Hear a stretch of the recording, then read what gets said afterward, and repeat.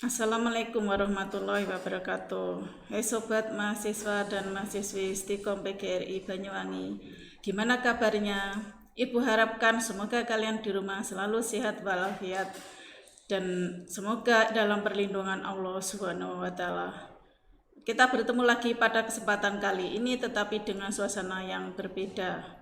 Untuk perkuliahan daring selama adanya pandemi corona ini insya Allah akan selalu menggunakan YouTube yang nanti akan selalu di-share di grup Telegram. Jadi untuk lebih bisa mendalami atau memperjelas materi perkuliahan etika profesi ini. Untuk mata kuliah etika profesi ini dengan judul Profesi di Bidang Teknologi Informasi dengan pembahasan yaitu yang pertama, apa itu pengertian profesi. Sebelum kita melihat lebih jauh tentang profesi di bidang teknologi informasi, pertanyaan pertama yang harus dijawab adalah apakah pekerjaan di bidang teknologi informasi tersebut dapat dikatakan sebagai suatu profesi, yang telah dibahas secara panjang lebar pada pertemuan sebelumnya. Maka terlebih dahulu harus dijelaskan pekerjaan di bidang komputer dan teknologi informasi itu seperti apa yang nanti dapat digolongkan ke dalam profesi ataupun bukan.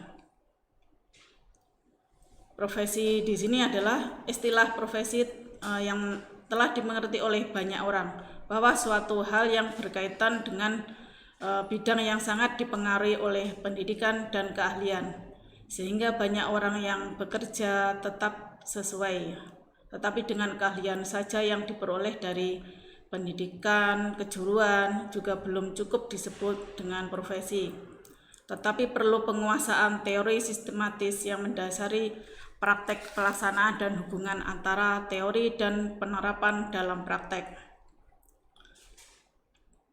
Kita tidak hanya mengenal adanya istilah profesi untuk bidang pekerjaan, contohnya seperti pekerjaan kedokteran, guru, militer, pengacara, dan juga semacamnya. Tetapi meluas sampai mencakup pula bidang seperti manajer, wartawan atau pelukis, atau mungkin juga artis, dan sebagainya. Sejalan dengan itu, menurut The Jones, timbul kebingungan mengenai pengertian profesi itu sendiri. Jadi sehubungan dengan istilah profesi atau juga disebut dengan istilah profesional. Kebingungan ini timbul karena banyak orang yang profesional tidak atau belum tentu termasuk dalam pengertian profesi. Berikut pengertian istilah profesi dan istilah profesional menurut The Jones. Yang disebut dengan profesi adalah pekerjaan yang dilakukan sebagai kegiatan pokok untuk menghasilkan nafkah hidup dan yang mengandalkan suatu keahlian. Sedangkan yang disebut dengan profesional adalah orang yang mempunyai profesi atau disebut dengan pekerjaan purna waktu dan juga hidup dari pekerjaan itu dengan mengandalkan suatu keahlian yang tinggi.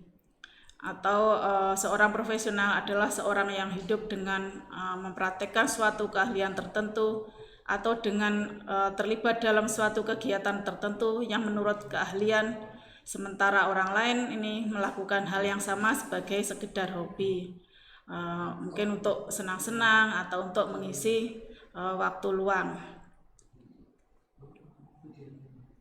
Selanjutnya yaitu gambaran umum pekerjaan di bidang teknologi informasi.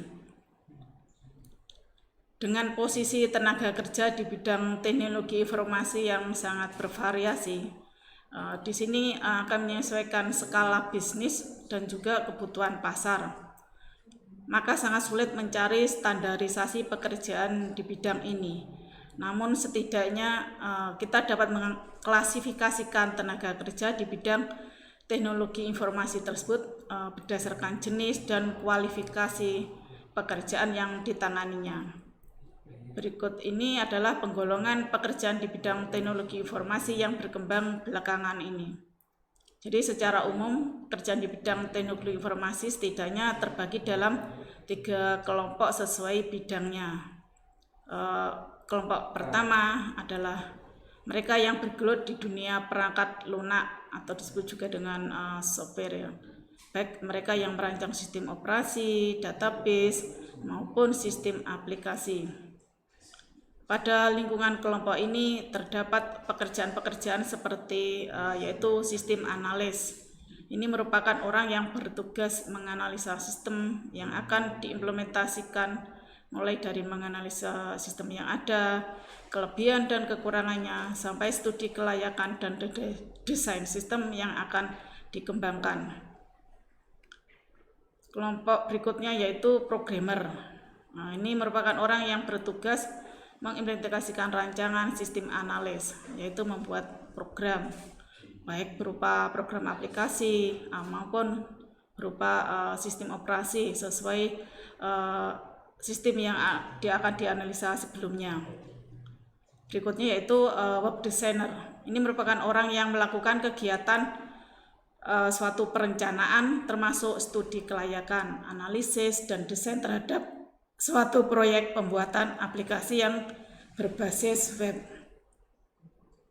Selanjutnya yaitu seorang web programmer. Ini merupakan orang yang bertugas mengimplementasikan rancangan web designer, yaitu membuat program berbasis web sesuai desain yang telah dirancang sebelumnya. Dan contoh lain-lainnya. Kelompok yang kedua termasuk mereka yang bergelut di bidang perangkat keras ataupun disebut dengan hardware. Pada lingkungan kelompok ini terdapat pekerjaan-pekerjaan seperti contohnya technical engineer. Nah, ini sering juga disebut teknisi, yaitu orang yang berkecimpung dalam bidang teknik baik mengenai pemeliharaan maupun perbaikan perangkat sistem komputer. Pekerjaan lainnya contohnya networking engineer, adalah orang yang berkecimpung dalam bidang teknis jaringan komputer dari maintenance sampai pada troubleshooting-nya. Kelompok yang ketiga adalah mereka yang berkecimpung dalam operasional sistem informasi. Pada lingkungan kelompok ini terdapat suatu pekerjaan seperti contohnya EDP operator, adalah orang yang bertugas mengoperasikan program-program yang berhubungan dengan electronic data processing dalam lingkungan sebuah perusahaan ataupun organisasi lainnya. Berikutnya yaitu sistem administrator. Ini merupakan orang yang bertugas melakukan administrasi terhadap sistem, memiliki kewenangan menggunakan hak akses terhadap sistem, serta hal-hal lain yang berhubungan dengan pengaturan operasional sebuah sistem. Contoh lainnya misdirektor. Ini termasuk orang yang memiliki wewenang paling tinggi terhadap sebuah sistem informasi. Misalkan melakukan manajemen terhadap sistem tersebut secara keseluruhan, baik perangkat keras, perangkat lunak maupun sumber daya manusia. Dan contoh-contoh lainnya. Selanjutnya yaitu profesi di bidang teknologi informasi sebagai profesi. Untuk mengatakan apakah suatu pekerjaan termasuk profesi atau bukan, kriteria pekerjaan tersebut harus diuji. Contohnya pekerjaan sebagai staf operator komputer, jadi hanya sekedar mengoperasikan saja, jadi tidak termasuk dalam golongan profesi jika untuk bekerja sebagai staf operator tersebut tidak membutuhkan latar belakang pendidikan tertentu. Adapun seorang software engineer ini dapat dikatakan sebagai sebuah profesi karena seseorang yang bekerja sebagai software engineer haruslah berpengetahuan dan memiliki pengalaman kerja di bidangnya. Menurut Julius Hermawan dalam bukunya mencatat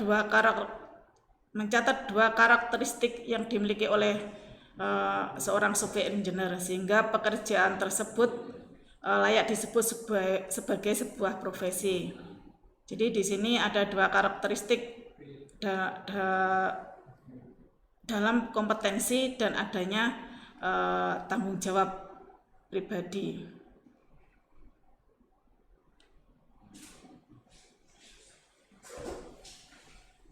Selanjutnya dengan kompetensi. Kompetensi yang dimaksud yaitu sifat yang selalu menuntut profesional seorang software engineer untuk memperdalam dan memperbarui pengetahuan dan keterampilan sesuai tuntutan profesinya. Seorang software engineer ini tidak boleh berhenti belajar karena dunia software engineering ini terus berkembang dan berubah dengan cepat. Profesi software engineer ini tidak melekat seumur hidup, hanya sepanjang seseorang tersebut mengikuti tuntutan karena profesinya.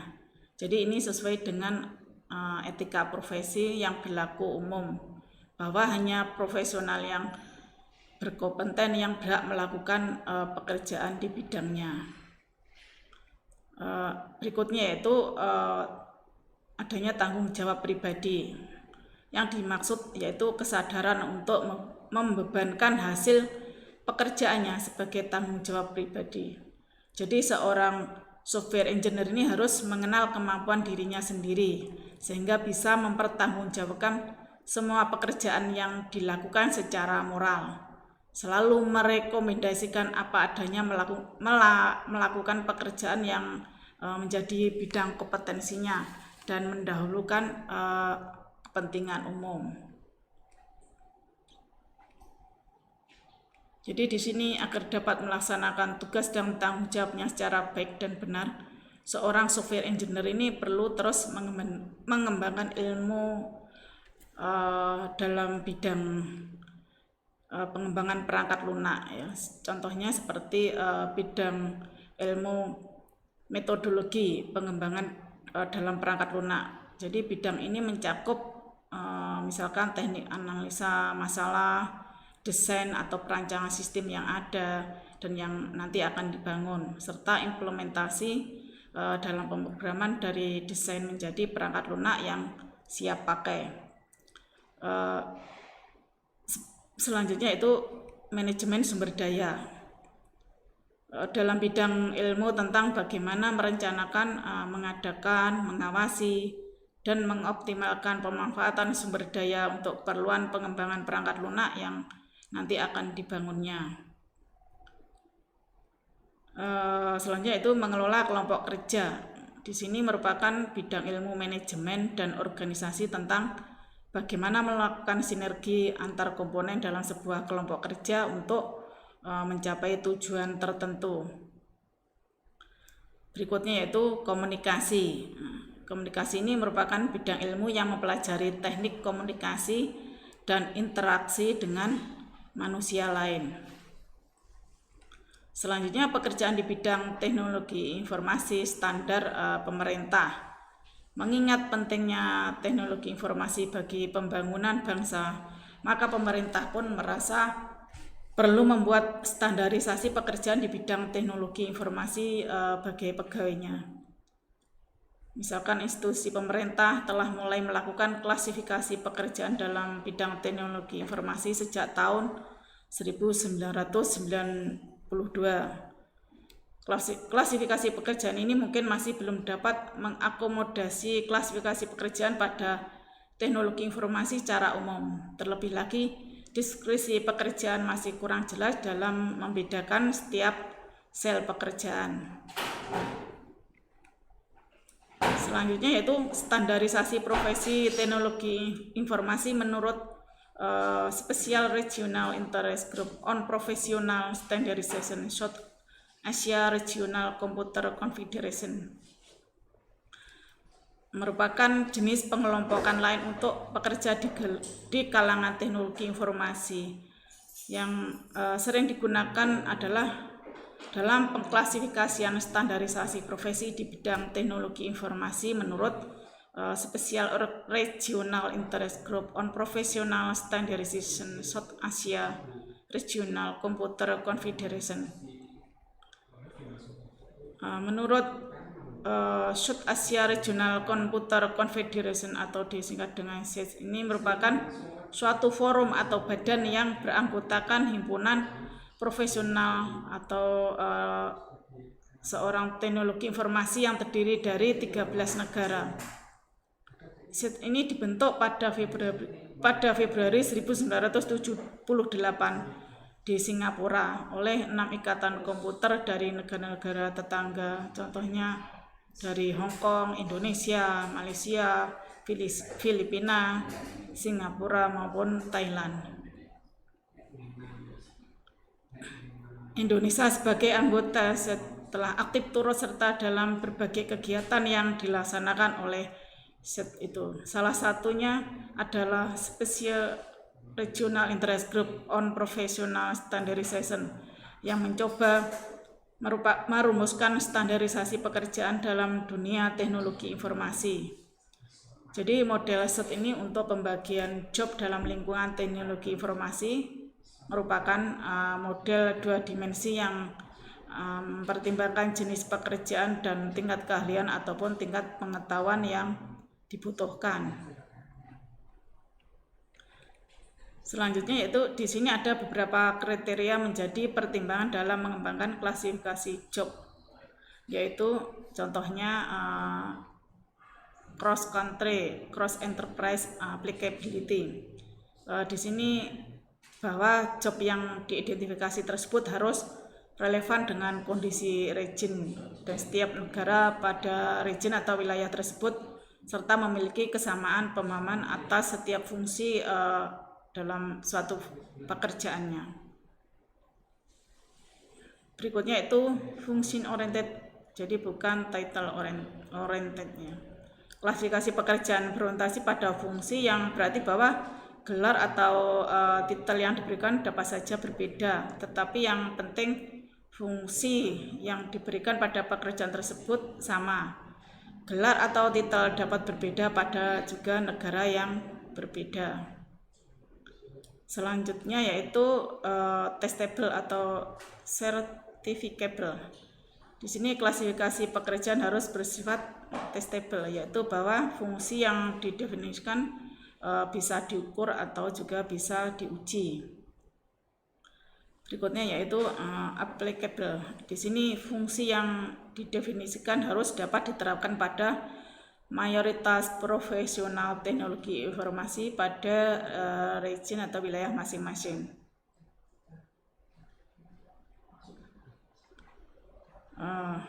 Cukup sekian untuk materi yang Ibu berikan pada hari ini.